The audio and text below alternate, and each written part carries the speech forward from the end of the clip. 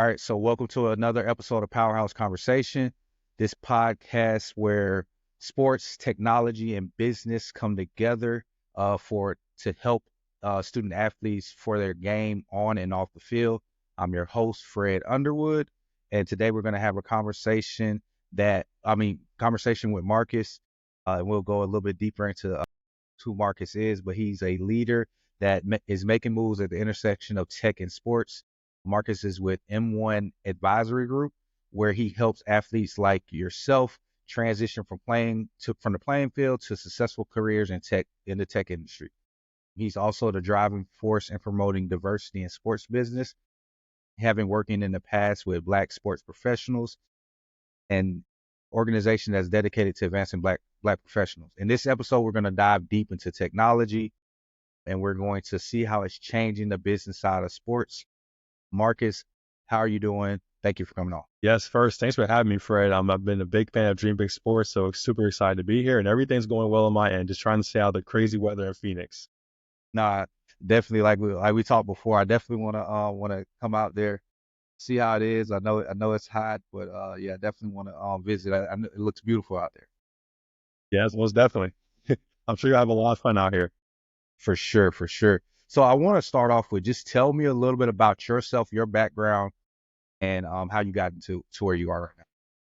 Yes, definitely. So as of right now, I currently work at ServiceNow, which is an IT software company. So here I work in the office of the president and COO as a senior customer advocate manager. So essentially, it's my job to support our president, executive leadership team with their top-to-top conversation as far as with C-level executives or other leaders of different customer partners, and making sure that the engagements are efficient as possible, and that we're really driving the desired business outcomes to help expand ServiceNow's presence as one of the leading IT software companies.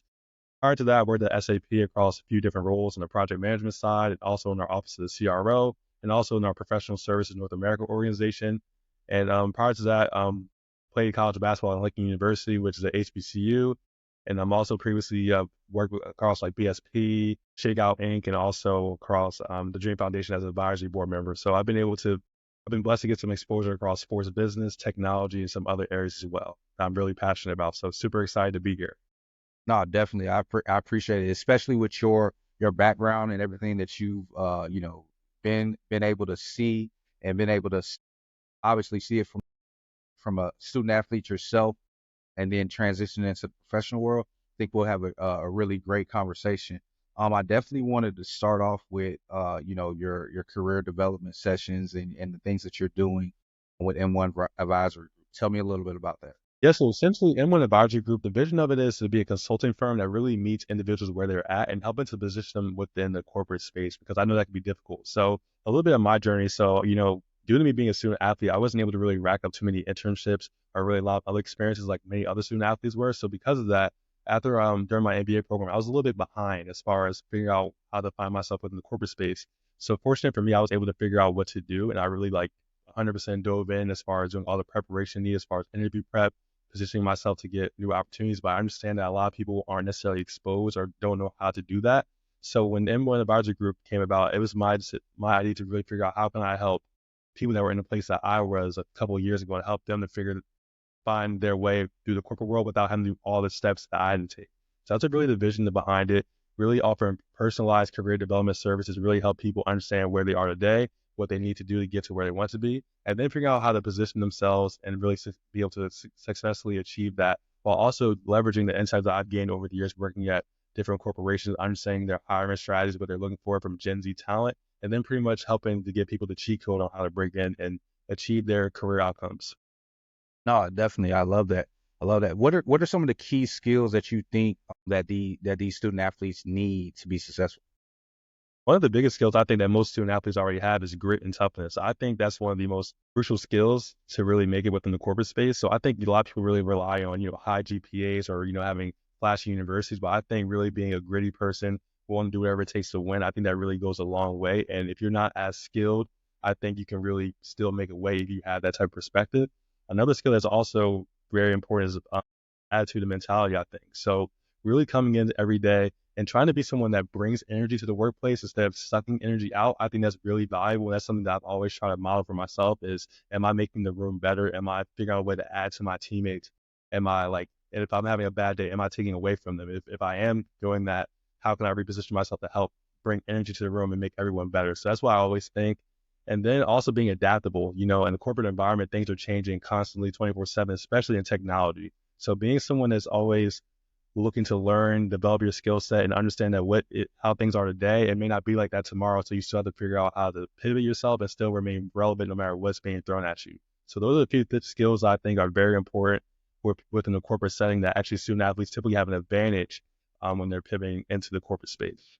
Yeah, yeah, I love it. Which actually brings me to my next question is why tech? Like I know you're in it, but tell the people why they should be getting into tech. Yeah, so for my personal journey, I've always been someone that's really enjoyed playing with computers. So like since I was a kid, when I was not doing sports, I was always playing with my computer, like researching things, just like really just trying to understand how things work. So at first, while I did not actually go to undergrad for business or even like computer science, I ended up falling back in love with it and decided that's where I wanted to pursue my career path. So it ended up working out for me. But as far as technology, I think it's one of the highest growth industries out there. Also, there's so much opportunity. I think one of the biggest things is that there needs to be more faces like us within technology as far as, really increasing the representation and not making it where it's just, certain people who have access to opportunity, really making it where it's a more diverse space because I think technology is getting better at it, but it's still has a long way to go as far as diversity of thought and also representation. So I think everyone has a place within technology, no matter whether you're a coder, you're a sales rep, you're in finance. I think there's a place for everyone within technology. You don't have to be strictly technical. You can still find a way to contribute and add value to organizations and then be very successful within that space. Yeah, I think that's a great point to bring up because I know a lot of people when they think of getting into tech, they think that you have to be able to code. They think that you have to be like super technical, and that's just the furthest from the truth because there's so many different avenues to get in, and there's so many different departments, right? I've been in tech sales for the last decade, right? And there's especially that's the other thing I wanted to get into is was the transferable skills that athletes have, and that's what like literally every interview I go into, I talk about those. My foundation of being able to be successful in sales is my transferable skills from being an athlete, right? I talk about that work ethic that I had to game. I talk about the team aspect that I have to be able to use to make your teammates better. Talk about the the drive and the competitiveness that you have to be in sales. Like so, it's always about finding those transferable skills. And I know that's something that you all have been honing in on with what you're doing over there in Warren Brown. Yes, 100%. I think you're spot on about that as far as like the teamwork and just like being willing to work hard. I think those are really valuable skills, especially in sales where you have to be, ultra competitive, always trying to outdo yourself in what you did previous quarter to keep hitting your new goals. So I think all those traits are extremely important to be successful in that space. Yep. And so talk to me a little bit about the just from a you talked about career, but like with athletes like LeBron and KD launching tech ventures, how do you see the future of athletes in tech evolving? Like just from collaboration standpoint. Yes, I love what I've been seeing from some of the top athletes within technology as far as some of their technology ventures, as far as what they're investing in or organizations they're launching. I think it's really in a great place because I think the stereotype, which also has some truth to it previously, as far as athletes tended to mismanage their money in some cases, in the early 2000s. But I think the fact that they're getting more exposure to this new space as far as like venture capital or technology investing, I think is really fundamental to really helping the next generation find themselves within that area. And I think it's something that's very well needed. I'm loving to see what I'm seeing as far as like what they're investing in with AI, and then like some of their other investments across like other top industries. I think it's really cool to see, and I think it's really setting up the future as far as technology, because I think now more than ever, and probably in the future, sports and technology will be even more ingrained. So where pretty much it's not just like sports and like technology is nice to have. I think sports are going to be just as integrated with technology as far as streaming, how new stadiums are being built, and how they're being improving the fan experience, the employee experience. So I think technology will be even more crucial to what we see today on TV with sports and the professional athletes. Yeah, no, that's a great point. Like, just think about how they are building arenas. You think about the Clippers, right? Literally, in the fiber of everything is the fan experience, but it's using technology to create that fan experience. And I saw that, he has like a way to know how loud people are cheering, and based on how loud you're cheering, you'll get rewards points. Different sections will be able to different sections will be able to get different prizes by sponsors. So again, that's adding in like sponsorship dollars. So you just use the ability to utilize technology to do a lot of different things. I think the possibilities are endless. Yes, definitely. And even like I see something recently on facial recognition software in some of these stadiums, they're actually able to kind of like do a snapshot and see every single person's face within the arena. I think that's just really it's interesting because I never really thought that they would do something like that, but it makes Yeah. total sense. Yeah, no, I'm interested to see how they use it though. I know it could be scary for a lot of people, but like it's like, okay, how are they going to utilize it for you know for the like there's always a play for fan engagement. So it's going to be definitely interesting to see how that goes. But I definitely I want to go right back into just the role of technology in sports business, right? So how is technology reshaping the business side of sports, and how can athletes leverage that to take advantage? Yes, as far as technology, one of the biggest things I think is streaming. Like before, you really have to rely on cable packages to really, boost your revenue as like whether you're a college program or an NBA franchise. But now with streaming, it really opens up the door to so many different things. So instead of just relying on your local TV market, or if you negotiate a national TV deal, you're really able to access worldwide viewers. So because of that, you really have a lot of room to expand your business growth. And then once you get eyes onto your sports game, then from there, you can probably increase like, ticket sales, then like jersey sales, just overall revenue for the business. So I think the return on investment for a lot of these technologies is really crucial for these sports organizations to continue to grow and reach new markets. And because of that as well, because they're getting more exposed to new areas across the world, that'll probably eventually continue to increase the amount of talent that we see because I feel like the more people see sports being played, the more they're going to be motivated to actually want to partake in it. And, while it may take us some time to see the results of that, over the next 15 to 20 years, we'll probably see more talent come along from these global regions to come and continue to play sports here. Yeah, no, I also think you brought up a good point about the streaming. The student athletes, or just the athletes in general, are going to be capitalizing. As you see, the pros are doing more and more streaming from podcasts and things of that nature, and then they're leveraging those streaming opportunities to get deals. And I think that is going to be huge for instant way athletes, because the more and more they get into this streaming, that is going to allow them to find more and more NIL opportunities and find more and more partners for that. Just getting on streaming platforms and being themselves, and then being able to reap the benefits of it. Yes, I love that point too because traditionally I feel like a lot of the sponsorships and the big media was reserved for the top players like Kevin Durant, LeBron, Steph Curry. But now you're seeing players who may not have the most spectacular career, but they may have interesting, off the court takes, or maybe they're doing great things. This is that they're able to leverage to get visibility, and then, like you said, turn it to sponsorship dollars or new opportunities off the court or off the field. So I think that's probably the cool thing is the fact that it's opening up the economy just for not just the stars, but also just pretty much anyone within sports that has a brand that they're able to build. Yeah, I think the marketability is an important point. Like you said, I think you bring up a good point of, like, it's not always about, at this point, it's not always about how good you are on the court or on the field. If you are marketable, then brands will pay you money to do whatever you're doing. When you think about I think it was the Cabinet twins. They were down in Miami, and I think they stopped playing basketball. I think recently, but they make so much money off of the court. Like, it's like, okay, well, we're marketable. People love us. We have a large following. Like, we're gonna be able to make money, and they're using social media to do it, and that's just big to the business. Yes, definitely. I think it's a great tool. I think it's great to see that they're able to capitalize on things outside of their athletic talents. Yeah.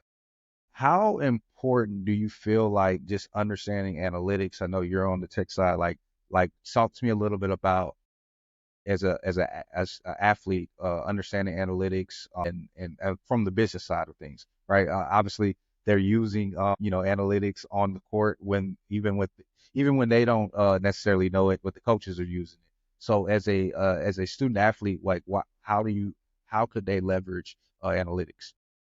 Yes, I think this translates whether you're a student athlete or you're a business professional. I think at the end of the day, everyone's mind is on how can I get better.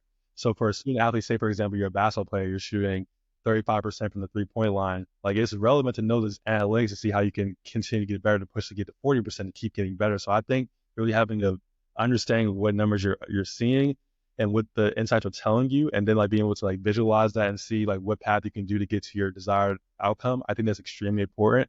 So I think like all these AI tools, I think they're going to really help players continue to develop their skill sets and figure out ways to get better, because really being able to see where they stand as far as statistically, whether it's comparing themselves across all athletes across the country within their division or, in their position, I think that's really useful to see where they rank and how they can continue to rise up the ladder that way. So I think it's a great way to really continue to get better and improve your game, whether you're an athlete or a business professional.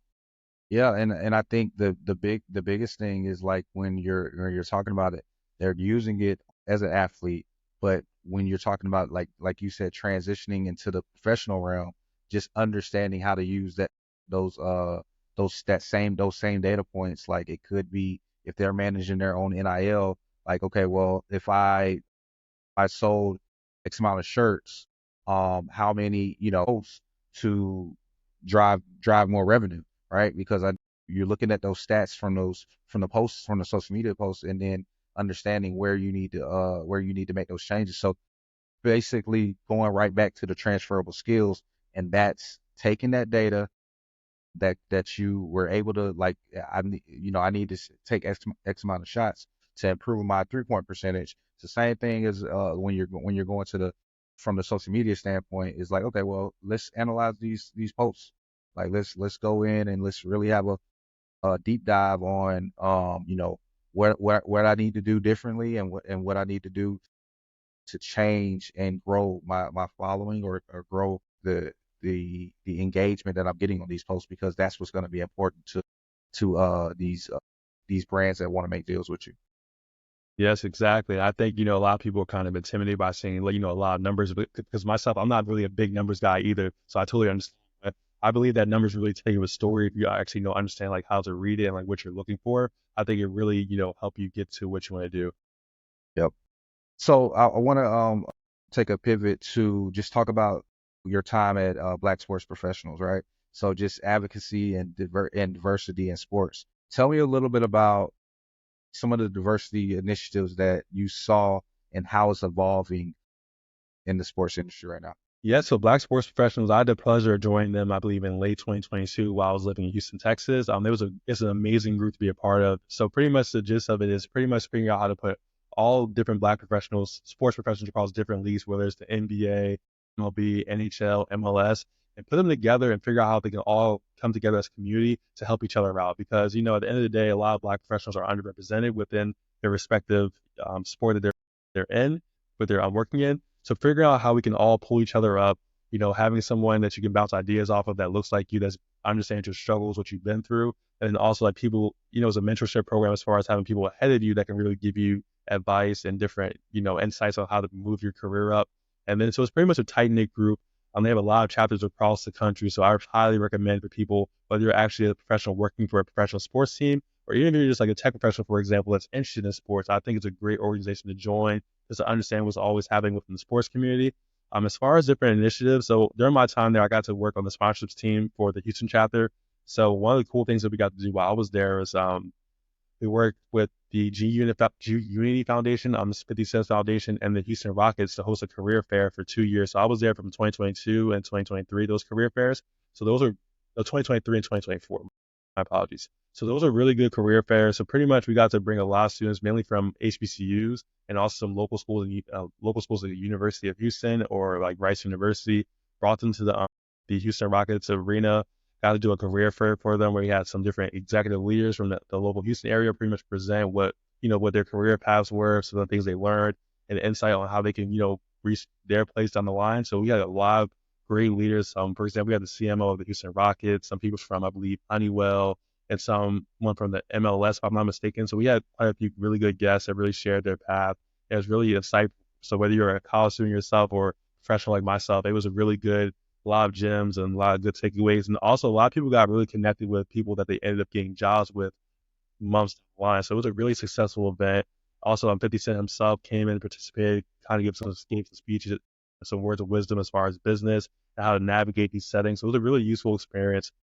And also some of the cool things we also got to do in the community where we got to do the Cactus Jack Foundation as far as supporting that. So that's the foundation that Travis Scott owns, and he does a lot of great community work. So I got to work with the HBCU baseball classic he hosts in Houston. So that was a great experience as far as being able to help, HBCU baseball get some more visibility and be able to play in a large stadium like the Minute Maid Park where the Astros plays is a great experience for those people. So it was really good to be able to be a part of that. So that's some of the cool work that BSP has done. And they do so much other cool work across the country as well outside the Houston chapter. That's dope. That's dope. I like that. I like that. What advice would you give someone trying to break into sports as a black professional?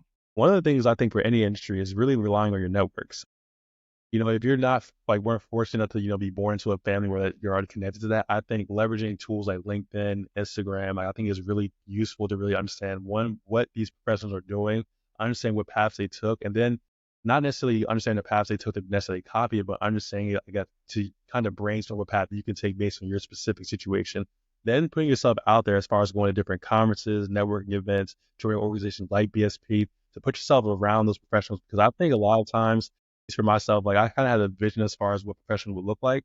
But once you really get in the room with them, understand their journeys and things like that, you realize that you do belong. You may be some years behind them as far as where they are today, but if you keep working, taking it day by day, getting 1% better, you can become that long term. So I think really putting yourself in a room with them, understanding who they are, understanding like what they did to get there, I think that goes a long way. And eventually, if you keep networking, keep working on your individual skill set, understand your personal superpowers and how you can best highlight that and articulate that to people that are hiring, I think it sets you up for great success long term.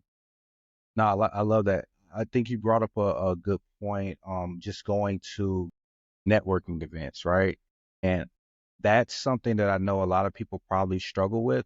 What's your advice to the people and how to strategically maneuver around a networking event? First thing I say is like actually know what you're going there for. So pretty much like every time I go to a networking event, I kind of have like three desired outcomes in mind as far as like what I'm looking to do, whether it's speaking with certain individuals, getting exposed to certain areas, and then pretty much just trying to execute on that.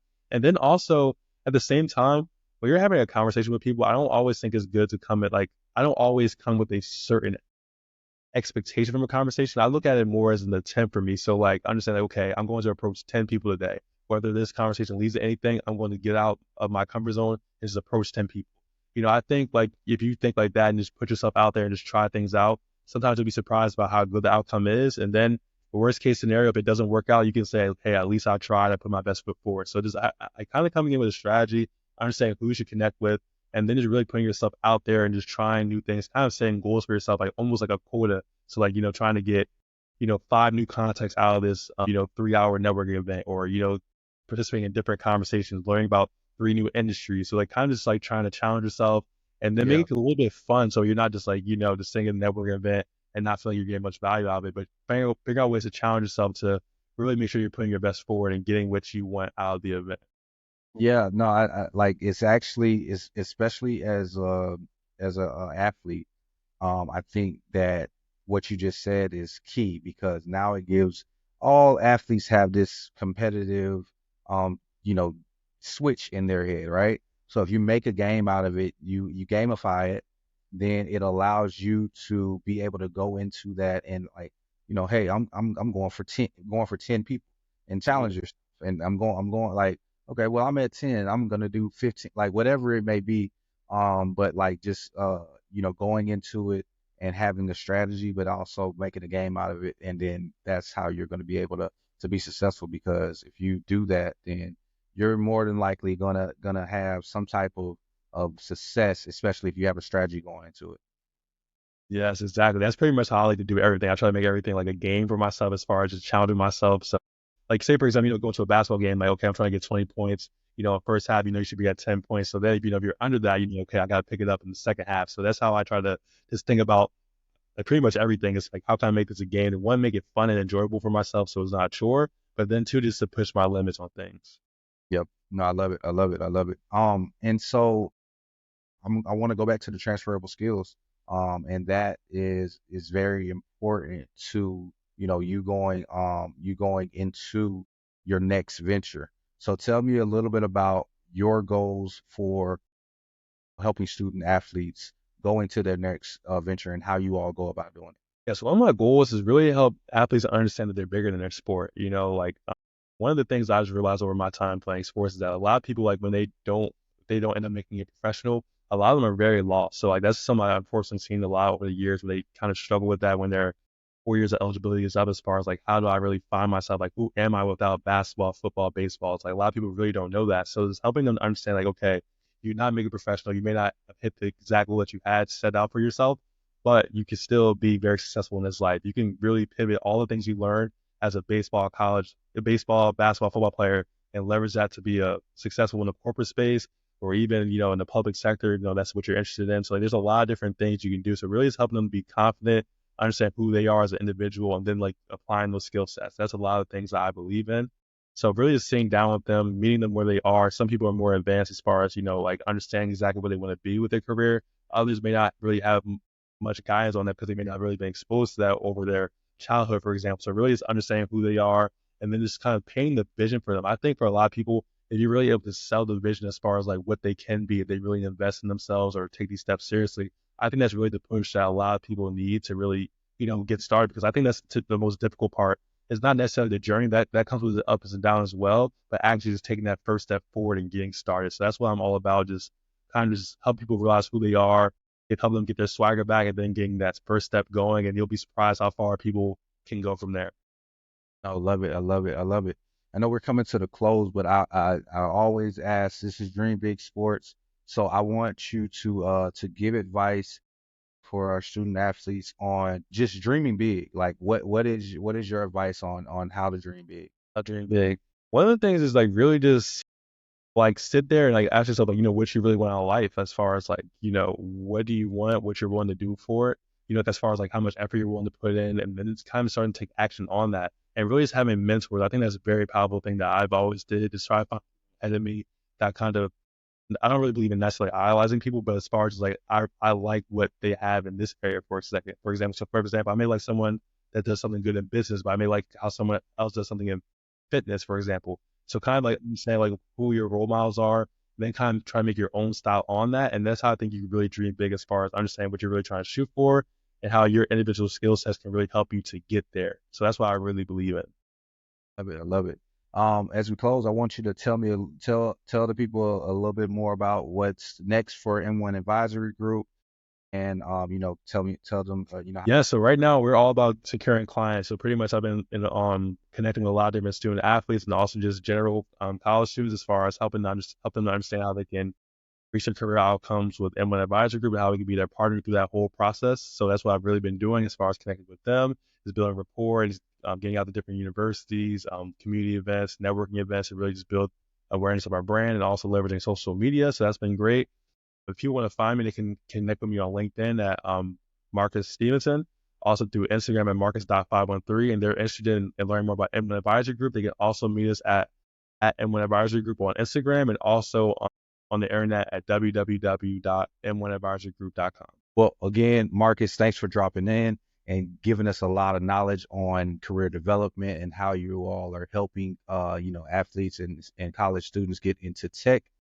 I definitely think that this was a great conversation for the athletes and the listeners, because this is something that it's going to happen for everyone, right? You can only play sports for so long, and I think that if you understand your transferable skills, you understand how to adapt, to learn, and then push beyond your comfort zone, I think that you all will be able to help them be as successful as possible. And that's something that we strive for on Dream Big Sports, especially with we're bringing this podcast together where we are making sure that they are having the playbook for success and being able to, be successful in sports, business, and also utilize that technology.